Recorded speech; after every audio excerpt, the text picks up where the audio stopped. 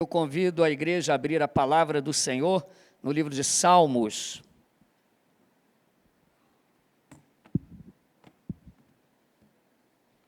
Abra sua Bíblia no livro de Salmos, Salmo número 95.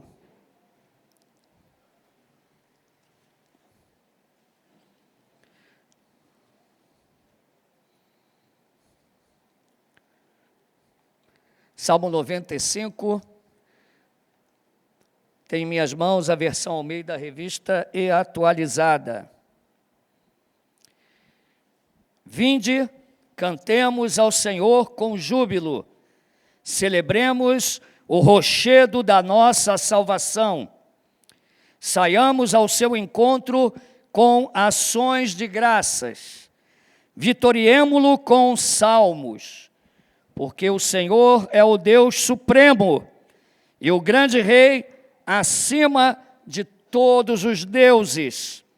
Nas suas mãos estão as profundezas da terra, e as alturas dos montes lhe pertencem. Dele é o mar, pois ele o fez, obra de suas mãos os continentes. Vinde, adoremos e prostemo-nos, ajoelhemo-nos diante do Senhor que nos criou. Ele é o nosso Deus, e nós, povo do seu pasto e ovelhas de sua mão.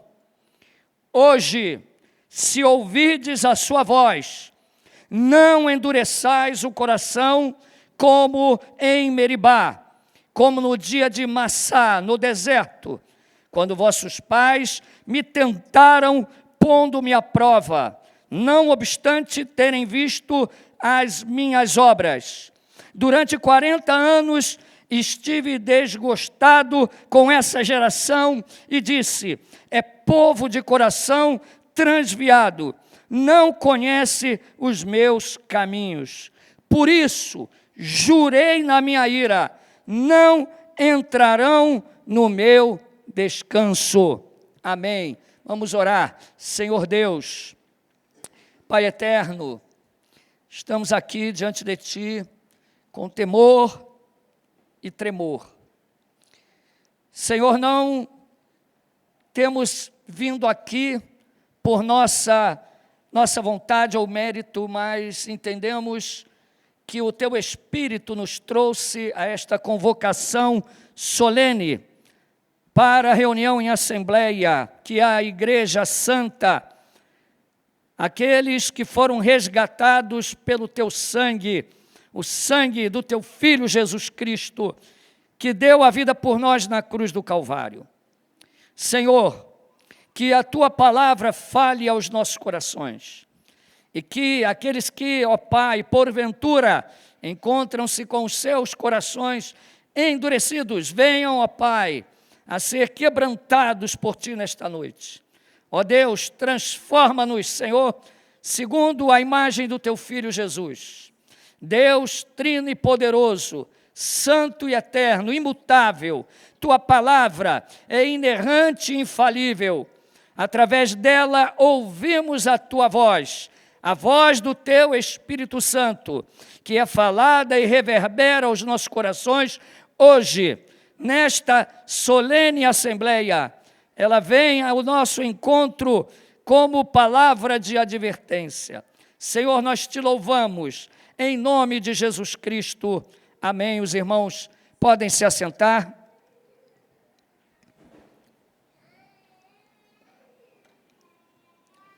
Meus queridos irmãos, nós temos aqui diante de nós um Salmo 95, conforme a Mishnah, que é o livro de tradições judaicas. Ele era lido na festa de Sukkot, a festa do encerramento da colheita, e o povo de Israel era convidado a adorar a Deus, a se alegrar por todos os seus feitos, por tudo que Ele tinha feito pelo seu povo. E também era uma palavra de advertência que trazia ao coração do povo de Israel a lembrança de feitos passados e também de uma queda que ocorreu naquela geração que havia saído do Egito, como exemplo para aqueles que estavam ali adorando a Deus naquela época em que o Salmo ele foi usado como adoração. O título, ele não traz o autor do Salmo. Nós não vemos aqui o autor deste Salmo, mas quando nós vamos em Hebreus, nos capítulos 3 e 4, esse Salmo é muito citado naquele texto. E o escritor de Hebreus atribui a autoria a Davi. Davi, então, provavelmente é o autor deste Salmo. Por que eu disse provavelmente? Porque Hebreus também poderia estar se referindo ao livro de Salmos inteiro, né? Porque muitas vezes o livro de Salmos é chamado de Cânticos ou Salmos de Davi, embora nem todos sejam de Davi, mas Davi era o salmista por excelência. Esse salmo, eu vou apresentar aqui apenas um esboço bem simples aqui para vocês, apenas para a gente não se perder ao longo do raciocínio do salmo. Ele é muito fácil, é um salmo que a gente observa logo o fundamento dele. Nós podemos dividir ele em duas partes. Na primeira parte, o salmista fala convidando o povo a adorar a Deus, dos versículos 1 até o versículo 7, a primeira parte.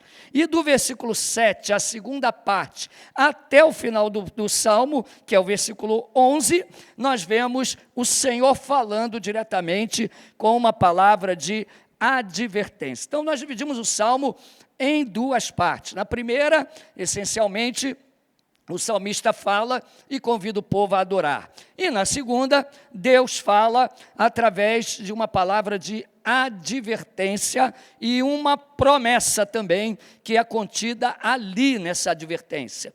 Sabemos também que essa primeira parte, ela pode ser subdividida em duas partes.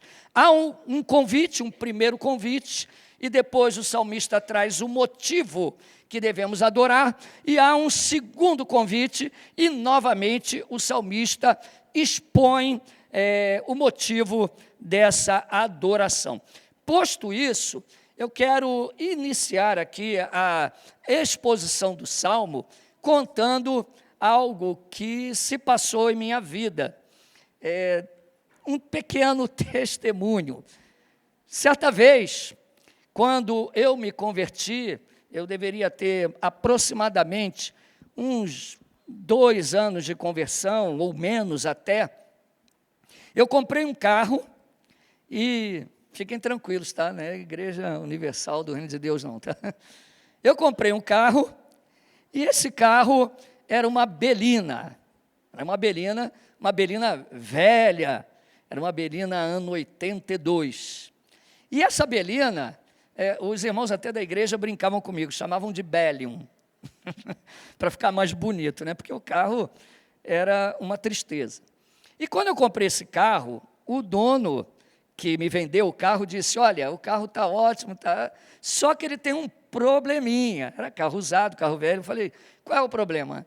Ele está morrendo de repente, ele enguiça de repente, mas é uma pecinha pequena, você tem que comprar, tal, não me recordo o que era.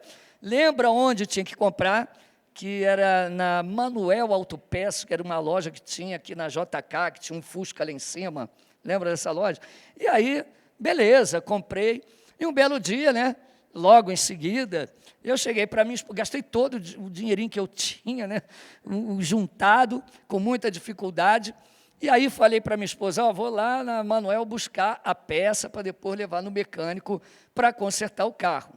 E ela ficou em casa fazendo o almoço e eu peguei o Juninho, a Carol e o Samuel, coloquei eles dentro da Belina e fui. Fui lá para a JK, passei lá na Manuel, fiz o balão e vim. Quando eu passei ali na ponte Rosinha Filipe, eu até decorei o nome da ponte. É uma ponte para quem vem do centro e atravessa a avenida em direção à JK. Eis que o carro enguiçou no meio da rua, bem no meio. E vinha um Gol, eu lembro até hoje isso, ele vinha correndo e atingiu o meu carro em cheio. Pá! O carro rodou, foi parar em cima da ponte e arrebentou o carro todo, rasgou o carro por baixo, não tinha nem como eu voltar para casa, não existia WhatsApp na época, não tinha como eu mandar mensagem. O shopping nem tinha inaugurado, para vocês terem uma ideia, né? Era uma carcaça velha que tinha lá. Não houve vítimas, né? O Juninho apenas bateu a cabeça assim, no chão do assoalho do carro, ficou um pouquinho inchada, mas nada demais. As crianças rolaram por dentro do carro, a pessoa que bateu o carro também não se machucou, estava no seguro, cobriu o carro dele, beleza, e meu carro ficou lá na porta daquele shopping um tempão, eu sem dinheiro para pegar o carro, e falei, vamos para a igreja a pé, né? Não é isso que vai me impedir de ir cultuar a Deus. E eu pegava meus 3 filhos, ia para a igreja para adorar a Deus, e já que tinha que ir a pé, eu juntava um monte de folheto na minha mão, a Bíblia, e ia distribuindo pelo meio da rua, evangelizando. Beleza, e assim foi. E não conseguia dinheiro, né, para juntar, para conseguir arrumar o carro. E falei para minha esposa, olha, eu fui ver o orçamento, na época era muito dinheiro para mim, R$600. E eu falei para minha esposa, olha, R$600, amor, nós não vamos arrumar esse carro nunca, vou vender esse carro aí do jeito que está, mando para o ferro velho e nada, né? Vou deixar assim mesmo. R$600 eu não tenho. Aí a minha esposa virou, olha, ora o Senhor, vamos orar, Deus é poderoso, Ele pode fazer um milagre. Aí eu falei, amor, não adianta, R$600 é muito dinheiro, não tem dinheiro, impossível, impossível. E a minha esposa, olha, Deus pode fazer isso. E eu virei para minha esposa e disse assim, olha, só se Deus mandar um anjo aqui em casa, só se Ele mandar um anjo aqui em casa com um cheque de R$600, que eu vou acreditar, porque é impossível. E ela falou, amor, não faz isso. Não dá mesmo. Só se vier um anjo aqui em casa com um cheque. Aí sim. E fui dormir. No dia seguinte de manhã, bateram em minha porta. E, cedinho, era o pastor Ezequiel. E esse pastor bateu na minha porta, ele era militar também, morava também dentro da vila dos sargentos, bateu em minha casa e falou assim, olha, irmão Ricardo, nem diácono eu era, irmão Ricardo, você poderia tomar um café comigo? Eu posso me convidar? Eu falei, pois não, pastor, entra aí, o que traz o senhor agora aqui de manhã? Eu falei, não, eu vim orar por você, orar com você. Eu falei, tudo bem. Aí assentamos à mesa, a Helena foi preparar o café, ele orou. Ele falou, tem uma caneta? Eu falei, caneta, pastor? Ele falou, é. Eu falei, peguei a caneta, entreguei na mão dele, e ele tirou um cheque, um talão de cheque do bolso, e preencheu R$600. E falou, irmão Ricardo, eu fui transferido, e a transferência dele dava R$6.000. E ele falou, olha, eu estava em casa, o senhor falou para mim, pega o dízimo da sua transferência e dá para o irmão Ricardo arrumar o carro dele. Eu tinha dito para minha esposa, nem que o anjo venha na minha casa. Por acaso Deus vai mandar um anjo aqui em casa com um cheque? E o anjo foi lá, o anjo da igreja, justamente com um talão de cheque, e o Senhor mostrou quem sou eu e quem é Ele. Eu me arrependi, pedi perdão a Deus. E na nossa trajetória cristã, irmãos, muitas vezes a gente tem alguns episódios que a gente tende a duvidar ou esquecer do Deus que nós servimos, de quem Ele é. Nós tornamos as coisas da nossa caminhada cristã como se fossem triviais, banais. Banalizamos vir ao culto e, indiretamente, acabamos duvidando até de Deus. Duvidando do seu poder. Nós cantamos que Ele é soberano, nós pregamos sobre a eleição, nós pregamos sobre a sua graça, sobre o seu poder, mas na prática, muitas vezes, nós vivemos como se isso não fosse uma realidade em nossa vida. Olhamos para a galeria e vemos as pessoas simplesmente dormindo no culto, batendo papo na hora do culto, da pregação, olhando o celular, passando o dedinho lá, como se Deus simplesmente não existisse. Vir ao culto é um costume. Tornou-se algo que a gente vem num piloto automático, liga e segue para a igreja. Ou talvez um encontro social, onde nós encontramos as nossas migas. Menina.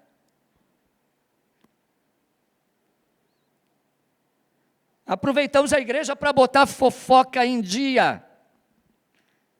Nossas conversas. E se a nossa amiga não estivesse mais na mesma igreja? Ou, o pior, e se nós não pudéssemos vir mais com liberdade à igreja? Será que faria diferença? Irmãos, para muitas pessoas, se o Espírito Santo não tivesse presente, não mudaria nada. Porque talvez ele já não esteja presente em algumas vidas. Eu tremo de medo. É uma coisa interessante, o salvo que tem a certeza da salvação, esse teme imaginar um dia distante de Deus. Esse salmo nos faz lembrar sobre tudo isso. Tem tudo a ver com o que eu falei no começo, embora eu fosse apenas um jovem cristão tolo, que não tinha conhecimento profundo de quem é Deus. Eu aprendi, o Senhor chamou a minha atenção. Mas vira e mexe, às vezes eu ainda, será que nós vamos conseguir? Será que dá? Que não haja em nós um coração incrédulo. O salmista começa, na primeira parte, fazendo o seu primeiro convite, nos versículos 1 e 2. O salmista diz: vinde, cantemos ao Senhor. Essa palavra, Senhor, ela já diz tudo. Em hebraico, chama-se Yahvé. Está escrito aqui, no texto original, Yahvé, o Senhor, o Eterno, o Eu Sou. O seu nome engloba todo o seu caráter, quem Ele é, o Deus imutável, poderoso, soberano, que não tem princípio nem fim, aquele que disse: antes de mim nenhum Deus houve, e depois de mim nenhum Deus haverá. Antes de tudo existir, eu sou, e ninguém pode escapar de minhas mãos. Operando eu, quem impedirá? Yahvé, Ele é o Senhor, significa o dono. Não existe outro Deus e não existe outro Senhor, a não ser o Deus trino e eterno que nós servimos. Não existe outro Criador e não existe outro Salvador, a não ser Jesus Cristo, o Filho de Deus. Yahvé, ele começa, o salmista, convidando o povo a cantar ao Senhor, ou seja, adorar ao Senhor, é um convite. O verbo aí está no imperativo, na terceira pessoa do plural. É um convite a ir em direção. Era um convite para o povo ir cultuar, adorar. Nós esquecemos o caráter do culto. O culto continua sendo um convite, uma convocação solene para a adoração. Vinde, cantemos. Não é a ninguém, é ao Senhor. Embora muitas igrejas cantem a si mesmo. Louvores que satisfazem a sua própria carne.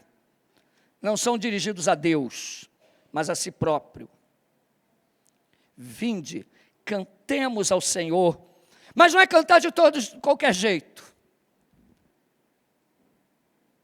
Já ouviram uma coisa que tem lá no catolicismo, missa de corpo presente? É uma missa com um corpo morto lá. E às vezes é uma estátua que está lá. Tem gente que faz o culto de corpo presente. É um morto-vivo. Ele até canta, mas parece que está só mexendo a boca. Não sabe nem o que está cantando. Não sabe nem a quem está se dirigindo. Mas o louvor é com júbilo. E a palavra júbilo é com alegria, com entusiasmo, com vida. O salmista está convidando a cultuar, e a voz do salmista, embora eu divida este salmo com a voz do salmista e a voz do Senhor, a voz do salmista é a voz do Senhor.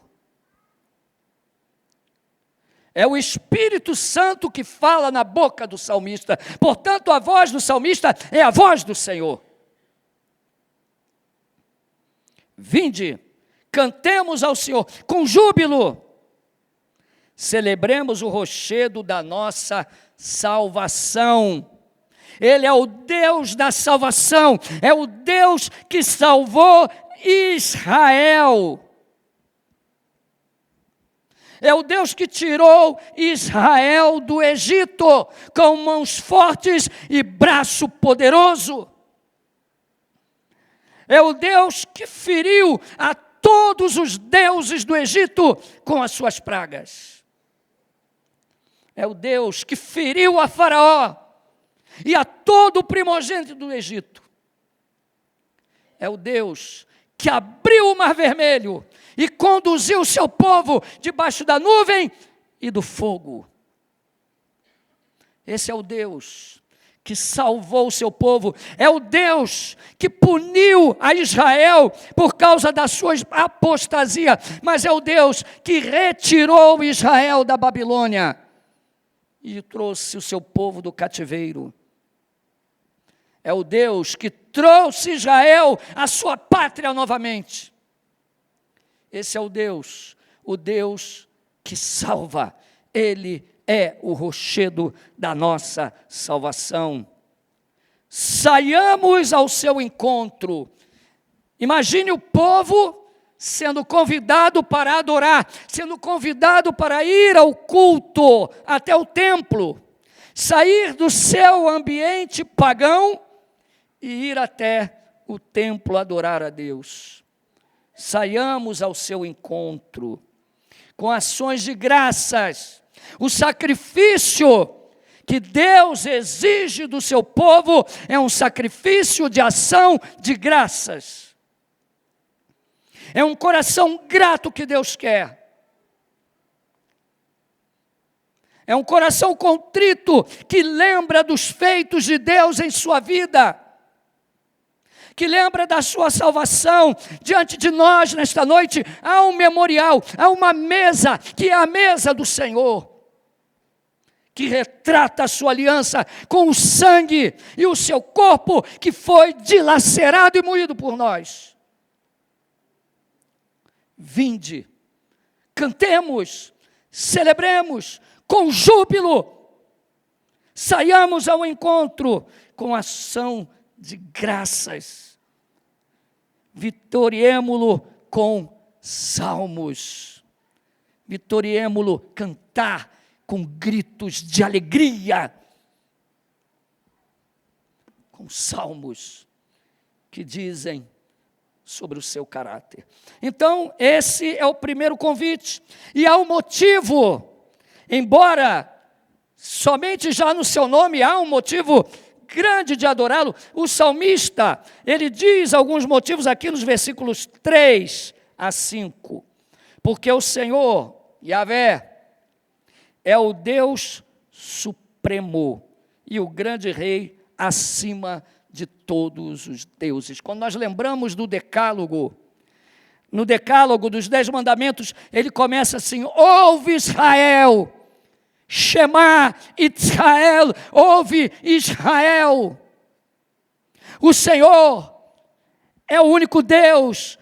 Eu sou o Senhor que vos tirei da terra do Egito. Ou seja, eu comprei vocês para ser o meu povo. Não terás outros deuses diante de mim.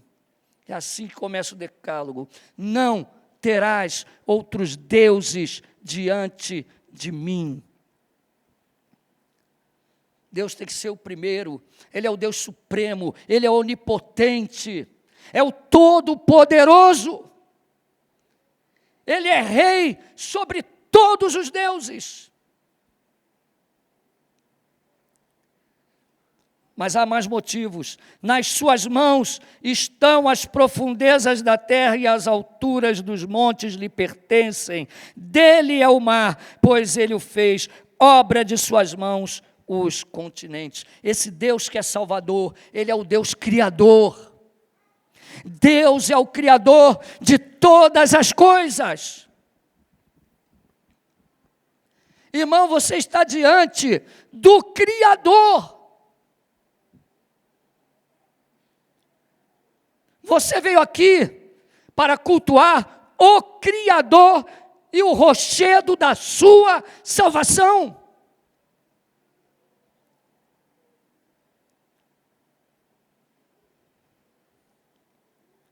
Aí vem o segundo convite.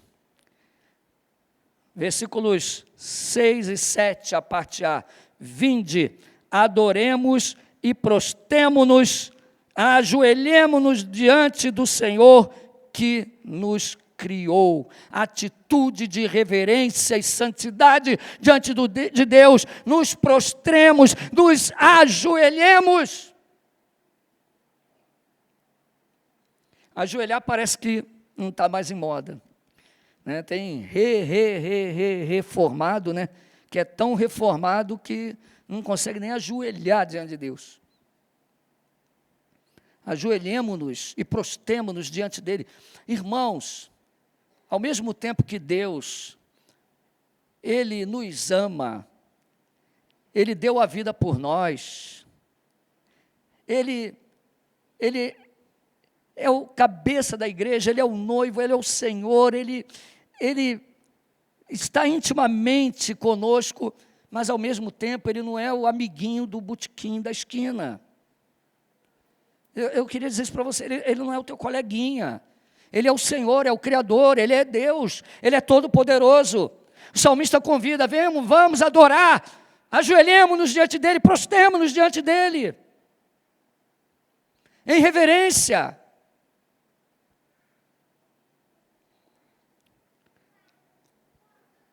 Porque Ele é o nosso Deus e nós, povo do seu pasto e ovelha da sua mão. Nós somos o seu povo, ovelhas da sua mão. Ele comprou o seu povo. E Ele chama o seu povo para adorá-lo, para descansar nele, para se regozijar nele, para gozar da sua presença eternamente. Deus, Ele não estava sozinho, tristinho, né? Aí criou você, porque Ele precisava de uma companhia, não. Deus, Ele sempre foi autossuficiente, porque Ele nunca esteve só. O Pai sempre amou o Filho sempre amou o Pai sempre amou o Espírito sempre amou o Filho sempre amou o Espírito sempre amou o Filho. A Trindade, ela tem um amor em si próprio, Deus é amor, mas Ele escolheu te criar para trazer você a esse relacionamento com Ele, a fim de que você goze da sua presença eternamente.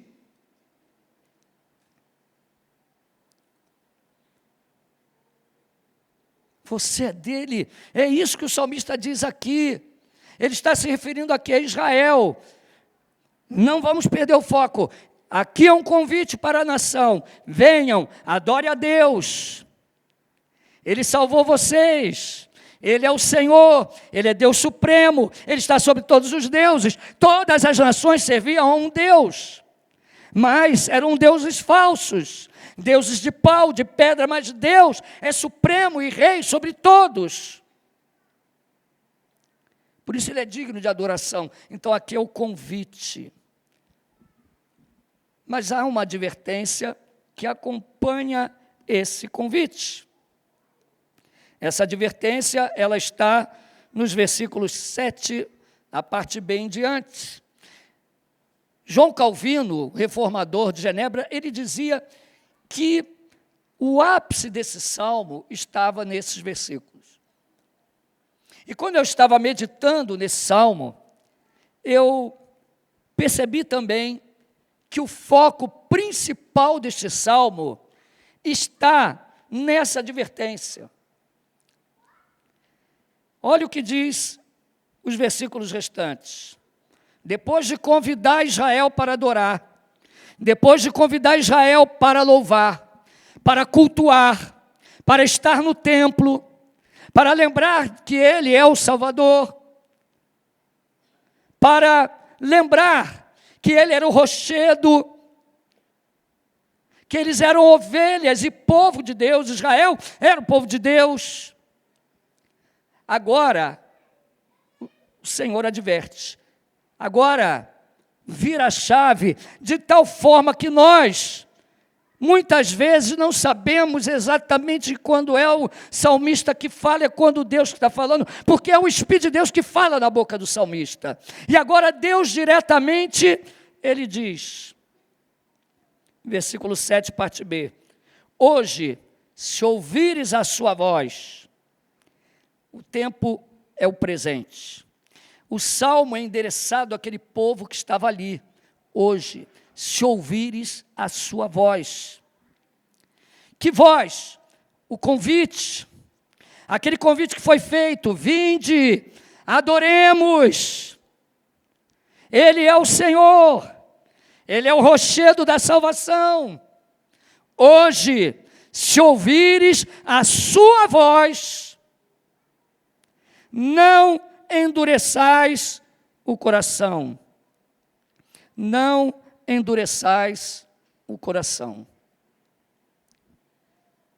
O pior pecado que pode existir no seio do povo de Deus é a incredulidade, que parte de um coração endurecido.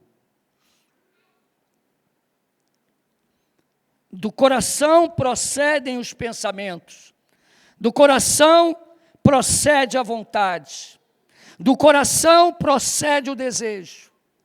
O coração endurecido, ele leva à incredulidade.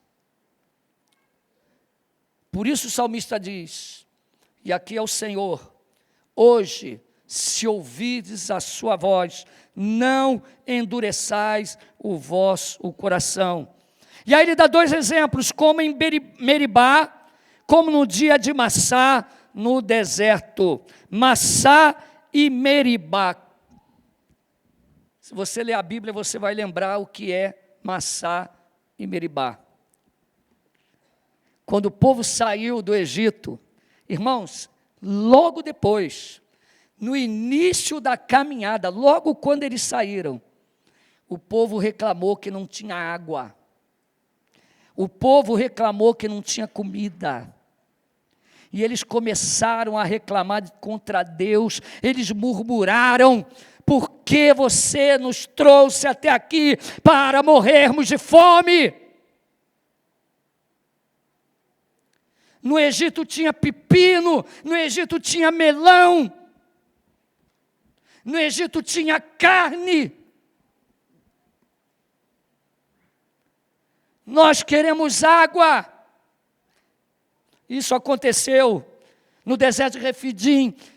E aquele episódio foi chamado de Meribá, Massá, que quer dizer tentação, rebeldia. O povo tentou a Deus logo no início da caminhada. Logo no início, o povo já estava reclamando. Esqueceram-se rapidamente que eram escravos no Egito. Esqueceram-se do senhor deles, Faraó. Esqueceram-se da chibata. Esqueceram-se dos tijolos que tinham que fazer, e das construções, e da ração. Só lembraram que lá tinha pepino, tinha melão. Que povo tolo!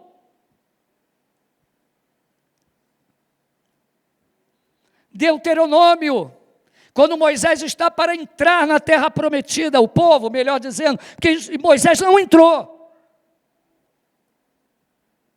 O povo é lembrado novamente por Moisés, antes da sua morte, do episódio de Massá Meribá. Moisés lembra aquela geração: não façam de novo. Quando o povo caminhou, lá no livro de Números, já na caminhada adiantada, em Cádiz Barneia, o povo infamou a terra. Israel manda os espias para ver a terra, e o que acontece? Quando eles chegam lá na terra, eles olham, espiam a terra, voltam e dizem: olha, realmente a terra é boa, mana leite e mel, mas olha, lá tem gigante. Olha, aos olhos deles, nós éramos como gafanhotos. Meus irmãos, os caras estavam com tanto medo que eles imaginaram coisas. Porque, olha a tolice, pare e pense. Se eles tivessem visto os espias, eles tinham matado os espias. Então, eles imaginaram que o povo via eles como gafanhotos, embora fossem gigantes mesmo, né? Mas Deus havia jurado que daria aquela terra a eles. E eles difamaram a terra que Deus deu, reclamaram. Apenas Josué e Caleb se levantaram, quase foram mortos, quase foram apedrejados por causa disso. E logo em seguida a esse episódio, novamente eles murmuram e reclamam para Moisés: por que você nos trouxe aqui, Moisés? E na segunda vez Moisés, ele se ira, porque nenhum líder não tem sangue.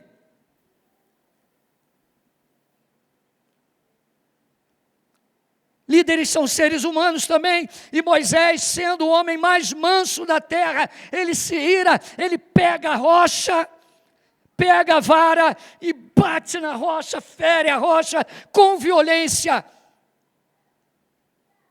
E ele diz: porventura, pode Deus fazer tirar água dessa rocha? Povo rebelde. E a água abre e sai, a rocha abre e sai a água. E Deus jura na sua ira, lá em Cádiz Barneia: vocês não entrarão no meu descanso. O repouso era a terra prometida, vocês não vão descansar. Vocês não descansaram em mim, portanto vocês não vão descansar. Não entrarão no meu descanso. Não é uma profecia apenas, mas era uma promessa. Deus dá um veredito e diz: vocês não vão entrar.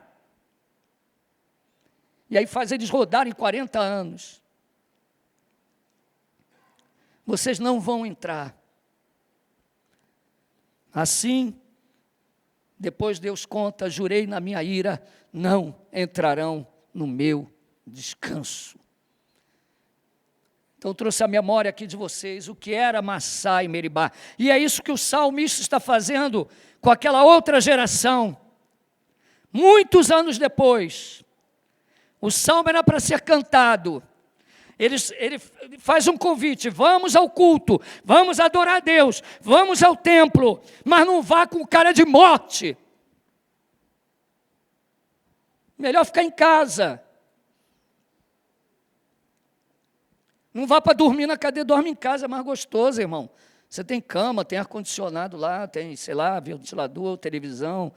Ai, dorme em casa, vê o jogo. Futebol, sei lá o quê, um filme, Netflix, vai. Para que você vem na igreja? Para não adorar a Deus? O salmista estava chamando o pessoal: vem adorar, vem ao templo, vamos. Lembre-se do que ele fez. Olha, se vocês ouvirem a voz dele, não endureçam o coração. Como em Massá, em Meribá.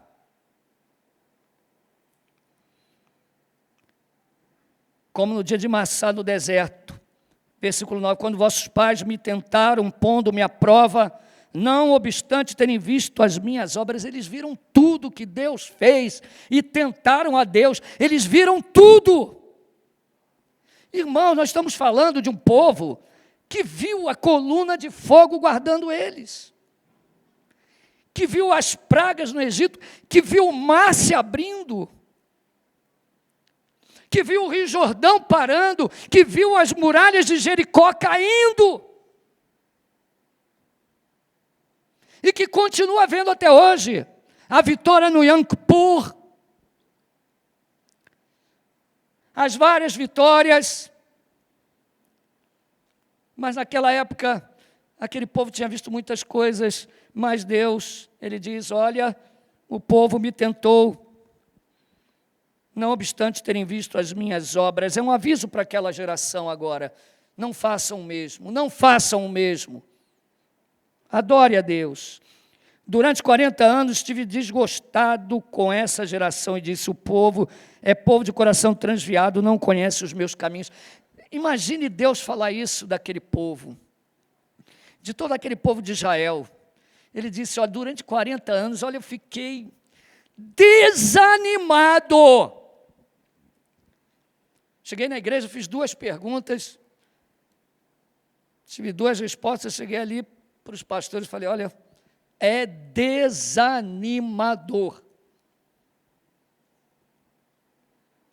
Desanimador.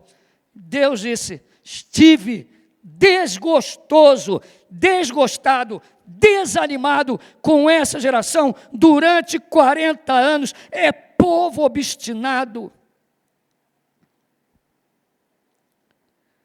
de coração transviado. E o pior, não conhece os meus caminhos. Como podia Israel não conhecer os caminhos de Deus? Eles tinham a Torá. Eles tinham a Torá em suas mãos. Continuam cegos até hoje, né? Tem toda a escritura veterotestamentária. Nós temos o Novo Testamento, procuramos mostrar. O Verbo encarnado veio, eles não creem até hoje. Deus diz que eles não conhecem os seus caminhos. Talvez como alguém que, porventura, tem a Bíblia aí aberta, sem nunca ter lido. Não conhece os meus caminhos. E aí vem a consequência, o final do Salmo. Por isso, jurei. E quando Deus jura, Ele não volta atrás. Ele jura por si mesmo, pela sua palavra. Jurei na minha ira. Não entrarão no meu descanso. Não entrarão no meu descanso. É triste. É triste isso. Era um alerta para aquela geração que estava sendo convidada para adorar a Deus, que não se esquecessem do que Deus fez, como seus antepassados fizeram em Massá e Meribá. O recado era esse: Israel, vem adorar a Deus, vem ao templo, não deixem de fazer isso, não endureçam o coração, não se esqueçam das suas obras, como Massá e Meribá. o que isso fala conosco hoje. Eu creio que já está falando, né? Mas como nós podemos aplicar isso à nossa vida? O apóstolo Paulo diz em 1 Coríntios, capítulo 10, versículos de 1 a 14, ora, irmãos, não quero que ignoreis que nossos pais estiveram todos sob a nuvem e todos passaram pelo mar. Tendo sido batizados, assim na nuvem como no mar, com respeito a Moisés. Todos eles comeram de um só manjar espiritual, e todos eles beberam da mesma fonte espiritual, porque bebiam de uma pedra espiritual que os seguia, a pedra era Cristo. Entretanto, Deus não se agradou da maioria deles, razão porque ficaram prostrados no deserto. Olha o que Paulo está dizendo. Ele está dizendo para a igreja, nossos pais, os antepassados, os israelitas, todo o povo que saiu do Egito comeu do mesmo maná. Todos comeram o mesmo maná. Todos beberam da mesma fonte. Todos eles passaram pelo meio do Mar Vermelho. Todos eles ficaram debaixo da Shequená. Todos eles foram protegidos pela coluna de fogo. Todos. Mas Deus não se agradou da maioria deles. E o que isso tem a ver conosco? Olha o que o apóstolo Paulo diz no mesmo texto, 1 Coríntios 10, 6. Ora, essas coisas se tornaram exemplos para nós, a fim de que não cobicemos as coisas mais como eles cobiçaram. Eles, ai, que saudade do Egito, que saudade do pepino, que saudade do melão, que saudade das danças, que saudade do mundo, que saudade do Egito. Lá eu era feliz. Lá eu era alegre. Essas coisas são advertências para nós. Versículo 7.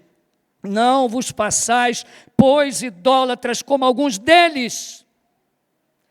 Eles foram idólatras e pereceram. Não vos façais idólatras. Mas, pastor, ninguém aqui adora ídolos. Mas você tem ídolos em seu coração. Talvez o seu ídolo seja o dinheiro. Talvez o seu ídolo seja o seu filho. Talvez o seu ídolo seja a sua mulher. Talvez o seu ídolo seja o seu emprego. Seja a sua posição. Qual o seu ídolo? Essas coisas servem de advertência para nós, para que não sejam idólatras, como alguns deles. Porquanto está escrito, o povo assentou-se para comer e beber, e levantou-se para se divertir, e foram destruídos, tá? Foram destruídos. Eles pensavam em satisfazer a si próprio. 8. E não pratiquemos imoralidade, fornicação, como alguns deles, e fizeram e caíram num só dia 23 mil pessoas. Não ponhamos o Senhor à prova, como alguns deles já fizeram e pereceram pelas mordeduras das serpentes, lembra? Colocaram o Senhor à prova e pereceram. Como eu, tolamente no início da minha fé, aquilo pôs o Senhor à prova. Pode Deus mandar um anjo aqui com cheque? Pode, mandou. Não coloquemos o Senhor à prova, como alguns deles fizeram e pereceram. Não murmureis, como alguns deles murmuraram e foram destruídos pelo exterminador. Pare de murmurar, pare de reclamar.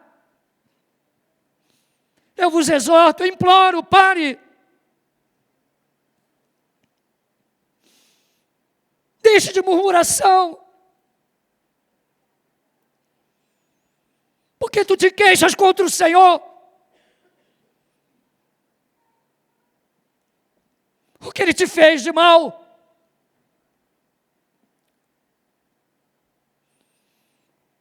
Não murmureis. Essas coisas lhe sobrevieram como exemplo e foram escritas para advertência a nós, de nós outros, sobre quem os fim dos tempos tem chegado. Irmão, o objetivo maior não era aquele povo. Deus tinha como foco principal a nós, a quem o fim dos tempos tem chegado. Falta pouco tempo, um pouquinho de tempo que há de virá. Mas o meu justo viverá pela fé. Se ele recuar, minha alma não tem prazer nele.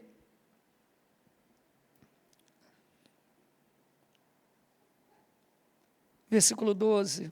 Aquele, pois, que pensa estar em pé, veja que não caia. Não é aquele que está de pé, cuidado para que não caia, não, porque quem está de pé não cai. É aquele que pensa que está de pé. Aquele que acha que é e não é. Cuidado para que não caia. Porque quando você é exposto à luz, talvez você tenha andado por tantos lugares onde a palavra de Deus não confrontou você e você não foi exposto à luz. Hoje você está vendo. Por isso que na ceia, o apóstolo Paulo diz em 1 Coríntios 11, examine-se o homem a si mesmo. Aquele que pensa que está de pé, olhe para que não caia. Eu temo a Deus, eu tenho certeza da salvação. Eu sou um crente bíblico, um bom calvinista. Mas eu temo sempre, digo, Senhor, eu não quero estar achando que eu sou um crente e no final das contas não ser. Achando que conheço os teus caminhos por tantos estudos, mas no final, na verdade, eu não conheço os teus caminhos. Porque os teus pensamentos não são os nossos pensamentos. E os teus caminhos não são os nossos caminhos. Hoje, se ouvires a sua voz, não endureçais o vosso coração. A voz do salmista foi para aquela geração, no Salmo 95. A voz da Torá, que contava os feitos do Senhor. A voz do salmista. A voz do saltério. Mas o escritor de Hebreus diz no capítulo 1, havendo Deus falado de muitas maneiras e de muitas formas aos nossos antepassados, aos nossos pais, pelos profetas, a nós falou através do Filho. Se o salmista diz, hoje se ouvir a sua voz, não endureça o coração, quanto mais a voz do Filho de Deus. Quanto mais a voz do Cristo ressurreto, quanto mais a voz do Rei dos Reis, Senhor dos Senhores, cuja pessoa toda a Escritura apontava. O escritor de Hebreus diz em capítulo 3, versículo 7 em diante, assim, pois, como diz o Espírito Santo, hoje, se ouvirdes a sua voz, não endureçais o vosso coração, como foi na provocação no dia da tentação, onde vossos pais me tentaram, pondo-me à prova, e viram as minhas obras por 40 anos. Por isso, me indignei contra essa geração e disse, estes sempre erram no coração, eles também não conhecem os meus caminhos, assim jurei na minha ira, não entrarão no meu descanso. Irmãos, eu não li o Salmo de novo, eu li Hebreus 3. Significa que esse hoje, se ouvires a sua voz, é o tempo presente. É agora. É para hoje. Dia 2 de fevereiro de 2025, é o hoje. Hoje, se você ouviu, não endureça o seu coração. A pregação não é para mim, é para você. É para mim. É para todos nós. Somos suas ovelhas, povo do seu pasto, ovelhas da sua mão. Vimos todas as suas obras em nossas mãos, em nossa vida, em nossa caminhada. Hoje, se ouvir a sua voz, não endureçais o vosso coração. Ele repete de novo no versículo 15, Hebreus 3,15, enquanto diz, hoje se ouvires a sua voz, não endureça o vosso coração, como foi na provocação. Em Hebreus 4:10, temamos, portanto, que sendo-nos deixada a promessa de entrar no descanso, suceda aparecer que algum de vós tenha falhado. Hebreus, ele diz, se Josué tivesse dado um descanso, ele não diria novamente, não entrarão no meu descanso. Na verdade, aquele descanso apontava para Cristo. Cristo é o nosso descanso. Ele é o nosso Senhor.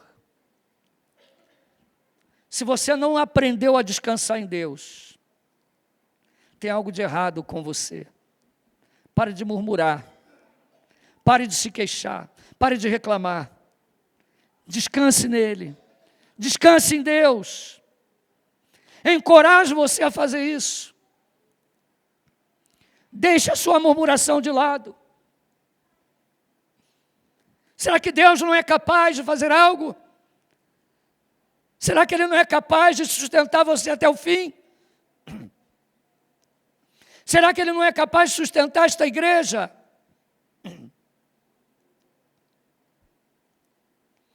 Nossa última assembleia, quando nós fizemos uma assembleia aqui na igreja, para trocar o som da igreja,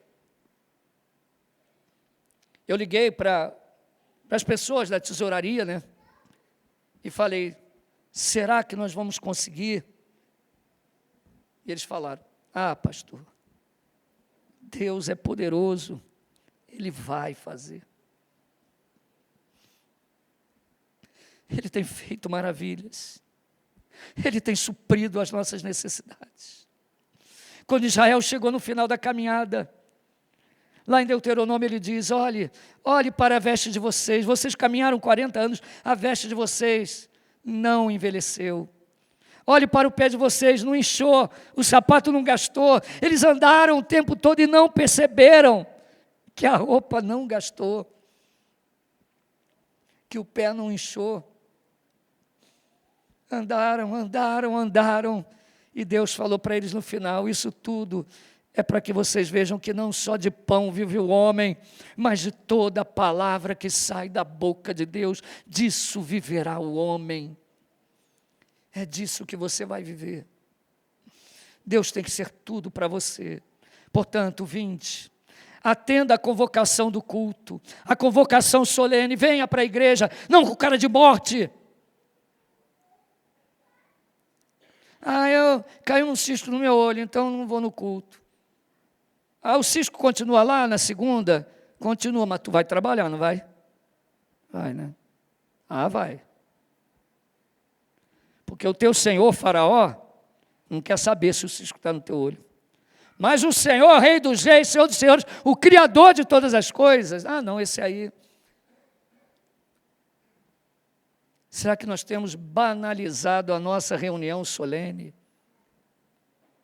Venha para a igreja, com espírito grato, em ação de graças. Cantemos, vitoriemo-lo. Celebremos o Senhor, o rochedo da nossa salvação. Israel nem conhecia Jesus. A salvação para eles era só a salvação do Egito, a salvação do cativeiro, os livramentos, mas a salvação para nós foi a salvação na cruz, preço de sangue. Cristo deu a vida por nós. Hoje, se ouvires a sua voz, não endureçais o coração. Vamos ficar de pé.